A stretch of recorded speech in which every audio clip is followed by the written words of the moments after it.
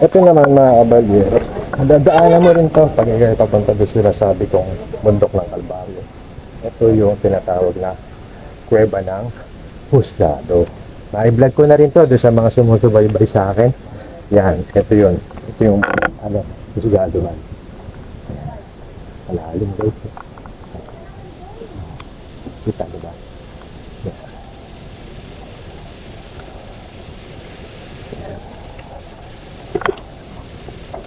Maingat ka talaga na. Talagang mabilis.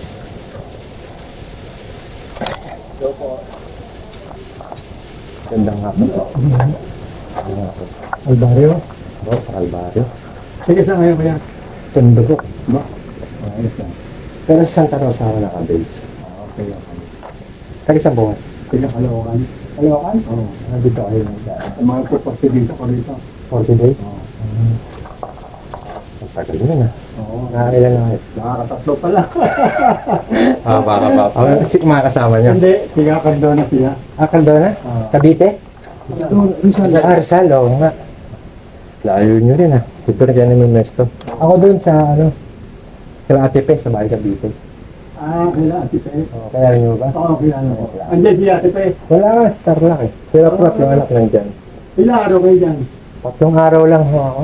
Oo. Kasi meron lang ako pupunta sa Kalbaryo. Sa Kinabukayan. Baka pumunta akong 3 tangka. At ang gusto kayo yung kinabuhay niya? Hindi, bawas na ako pupunta ng Kinabukayan. Baka dumiretso ako ng 3 tangka. Ba? Sige. Sige po, salamat Okay, okay. Sige, salamat din. Binablog ko lang yung bundok na para alam nila igalang, respeto. Tama. Tapos yun po. Oo, Poging Caballero. Ako yung Poging Caballero. Yan sila. Mga taga saan kayo? Cardona Rizal yan. Mga taga Cardona Rizal yan.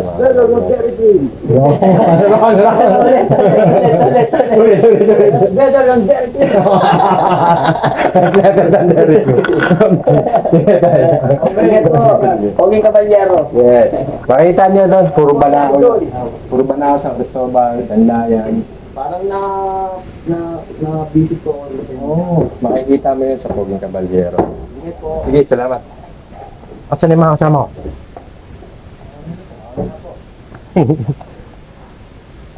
Dito kayo natutulog, lahat.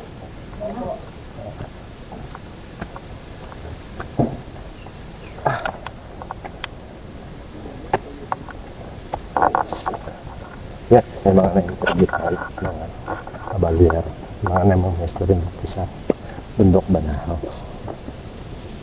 Saan na sila, Arvin? Bisa kayo!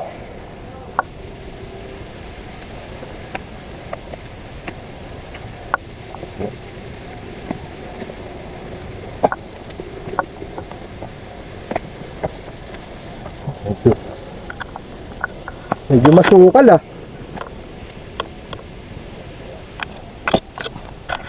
Medyo masukal mga kabalira. Magad kasi. Mabilis tumumama. Damo dito.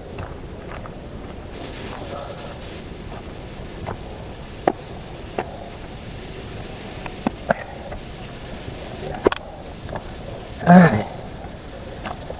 Mga kabalira, welcome to my vlog. Ang rider na nature lover, sabi nga ang Poging Caballero. Guys, medyo tuwid na itong daan. Tuwid ba? Hindi. Pero patag siya, hindi siya palusong. Ay, hindi siya paahon. Hindi siya palusong. Ayan. Kaya lang, may tama na agad. Talagang matalim yung bato, guys. Hindi biro maglakbay pa ng bundok ng Kalbaryo.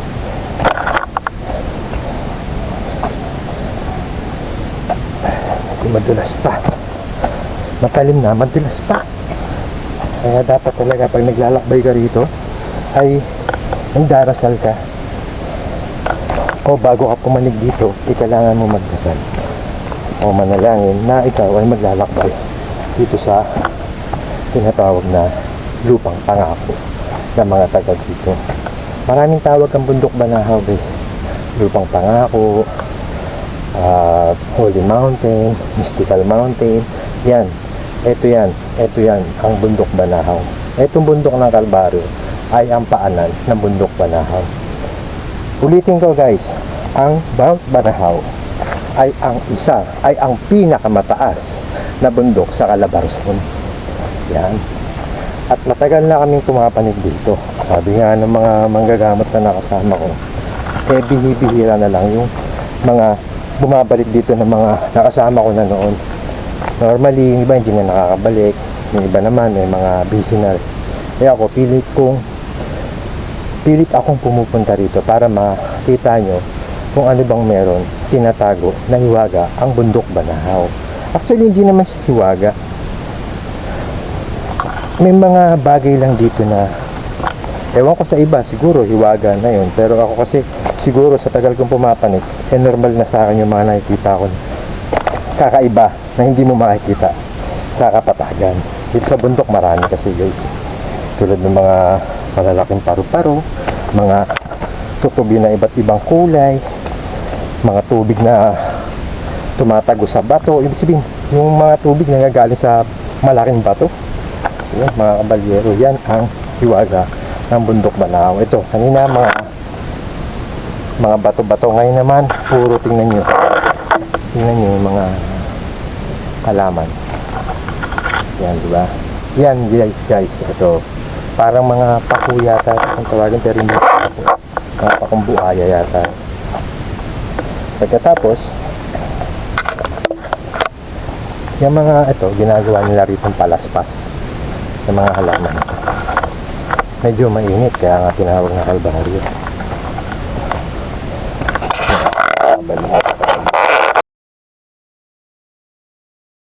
So, paako naman to, mga kabalhero. Ayun, nagkakantahan ng mga chikiting na kasama namin. Bin, ang daming tanlak, Bin, ah. Wala po nga. Hindi naman mga tanlak dito. Baka nauubos lang. Kinakain kami ng ayos dito. Kinakain ba yung bunga ng tanlak? Kinakain dito. Oo. Lalo pag mura. Kinakain ng mga hayop. Mas baaw naman.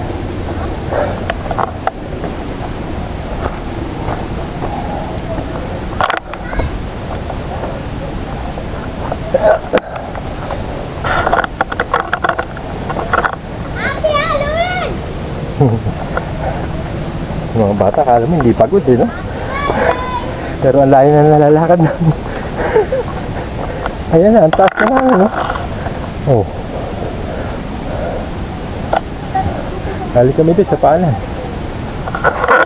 Taas na namin, mga kabalyan. Yung mga bata, kala mo nasa Kapatagal na.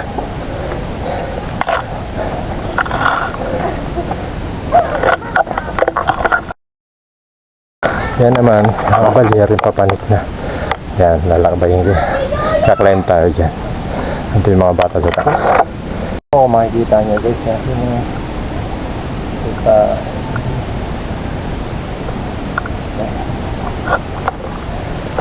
dito na kami sa kalagitnaan ng papuntang bundok ng Kalbaryo. Maganda doon guys, sa taas ng Kalbaryo.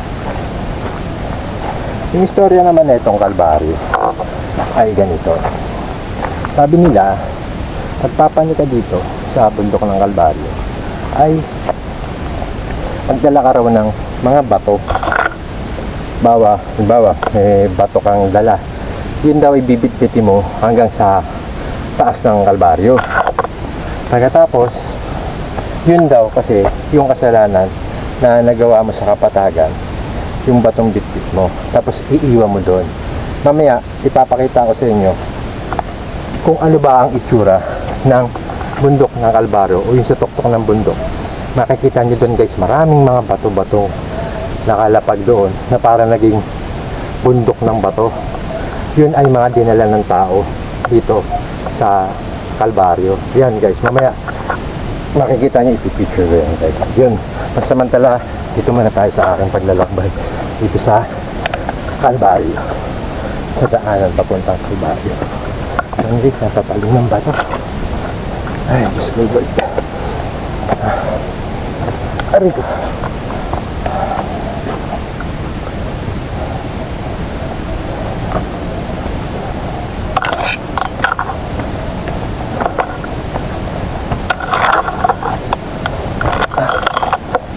Aray ko. Aray ko.